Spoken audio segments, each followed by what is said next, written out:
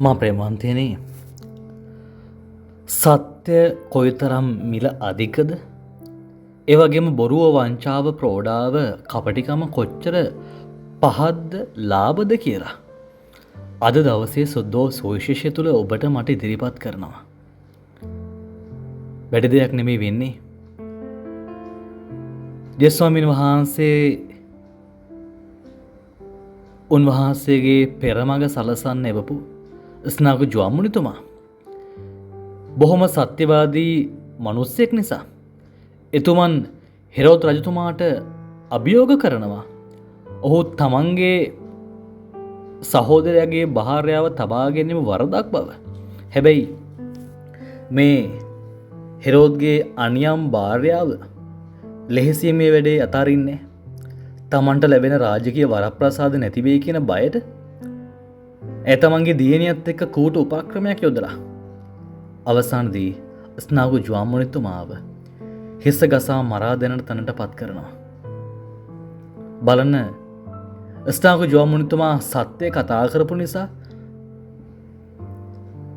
හරිදේ සාධාරණ දේ වෙනුවෙන් නැකී සිටිපු නිසා ඔහුට තමන්ගේ ජීවිතේ පූජා කරන්න වුණා.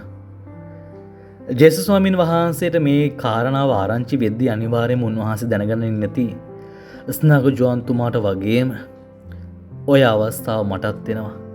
හිස ගසා දාන එක හෝ වෙනත් ක්‍රමයකින් මටත් සත්‍යයට සාක්ෂි දැරීම නිසා ජීවිත පූජාවක් කරන්න වෙනවා කියලා අනිවාර්යයෙන්ම ජේසුස් ස්වාමීන් වහන්සේ අවබෝධ කරගෙන ඉන්නට ඇති. මොකද ස්නාගු ජුවම්මුනිතුමා ජේසුස් ස්වාමීන් වහන්සේගේ පෙරමග සලසන්නා විදිහට ජේසුස් ස්වාමීන් වහන්සේට කලින් ඒවල දේශනා කරන්න. ජේසුස් ස්වාමීන් වහන්සේ කලින් ඒ විදිහටම ජීවිතේ පූජා කිරීමත් උන්වහන්සේ පෙරමග සලසලා පෙන්වුවා. එහෙනම් මා ප්‍රේමන්තිනි ස්නාගු ජුවම්මුනිතුමා ආදර්ශයක් දුන්නා. ජේසුස් ස්වාමීන් වහන්සේ ආදර්ශයක් දුන්නා. යහපත කරලා හරි දේ වෙනුවෙන් කතා කරලා තමන්ගේ ජීවිතේ පූජා කරලා එහෙනම් සත්‍ය මිල අධික බව පරිත්‍යාග ගොඩක් කරන්න වෙන බව අපිට ඔප්පු කරලා හමාරයි. දැන් තියෙන්නේ ඔබේ මගේ අවස්ථාව. අපිටත් පුළුවන් හෙරෝද් වගේ බොරුවෙන් වංචාවෙන් ප්‍රෝඩාවෙන් ජීවත් වෙලා බොහොම පහත් ජීවිතයක් ගත කරන්න. ඒ වගේම අපිට පුළුවන් ස්නාග ජුවම්මුනිතුමා සහ ජේසුස් ස්වාමීන් වහන්සේ වගේ අවංකව සත්‍යයට සාක්ෂි දරමින් දෙවියන් වහන්සේට ප්‍රසන්න ජීවිතයක් ගත කරලා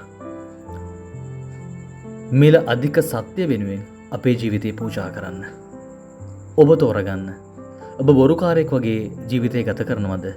එහෙම නැත්නම් සත්‍යවාදී සාධාරණ වෙනුවෙන් කතා කරන මිනිස්සෙක් වෙනවද කියලා. ඔබට ජස්පීටයි.